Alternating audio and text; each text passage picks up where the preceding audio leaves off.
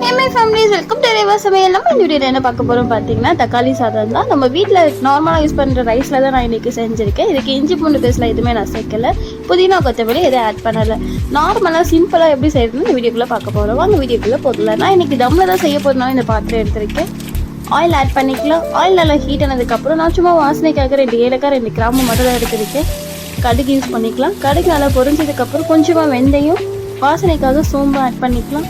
எல்லாம் நல்லா பொரிஞ்சதுக்கப்புறம் ஆனியன் ஆட் பண்ணிக்கலாம். நான் இன்றைக்கி 5 ஆனியன் தான் எடுத்திருக்கேன். நீல வாக்கில் கட் பண்ணி ஆட் பண்ணியிருக்கேன்.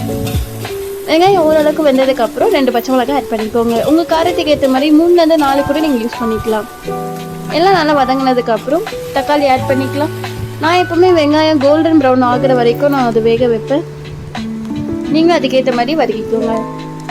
தக்காளி ஆட் பண்ணிக்கலாம். நம்ம இன்றைக்கி தக்காளி சாதம் தான் செய்ய போகிறதுனால தக்காளியோட டேஸ்ட் நல்லாவே எடுத்து கொடுக்கணுன்றதுனால நான் இன்றைக்கி தக்காளி நிறையவே ஆட் பண்ணியிருக்கேன். நீங்களும் அதுக்கேற்ற மாதிரி ஆட் பண்ணிக்கோங்க. தக்காளி ஆட் பண்ணதுக்கப்புறம் நான் எப்போவுமே சால்ட் ஆட் பண்ணுவேன், அப்போ தான் சீக்கிரம் வதங்குன்றதுக்காக. நீங்களும் அது மாதிரி ஆட் பண்ணிக்கோங்க. தக்காளி நல்லா தொக்கு மாதிரி வேகணும், அந்த அளவுக்கு வதக்கிக்கோங்க. தக்காளி நல்லா வதங்கினதுக்கப்புறம் 1/4 ஸ்பூன் மஞ்சள்தூள் ஆட் பண்ணிக்கலாம்.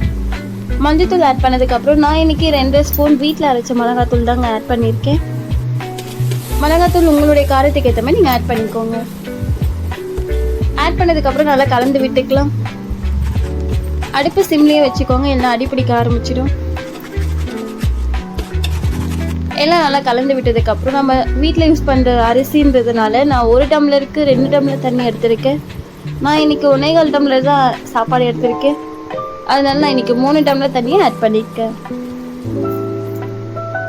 தண்ணி ஆட் பண்ணதுக்கப்புறம் நல்லா கலந்து விட்டு உப்பு செக் பண்ணிக்கோங்க. உப்பு ஆட் பண்ணதுக்கப்புறம் நல்லா கலந்து விட்டுட்டு அது தண்ணி கொதிக்கிற வரைக்கும் வெயிட் பண்ணலாம். பார்த்தீங்கன்னா தெரியும், தண்ணி கொதிக்க ஆரம்பிக்க போது. தண்ணி நல்லா கொதிக்க ஆரம்பிச்சிருச்சு. இந்த டைமில் நம்ம கழுவி ஊற வச்சு எடுத்துருக்க அரிசியை ஆட் பண்ணிக்கலாம்.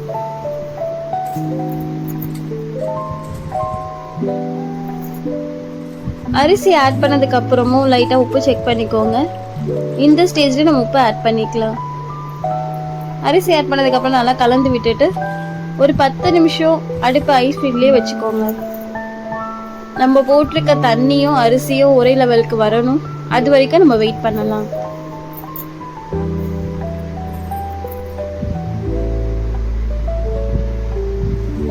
பார்த்தீங்கன்னா தெரியும், நம்ம போட்டிருக்க அரிசியும் தண்ணியும் ஒரு அளவுக்கு வந்துடுச்சு. இந்த ஸ்டேஜில் அடுப்பு சிம்மில் வச்சுட்டு தம் போட்டுக்கலாம்.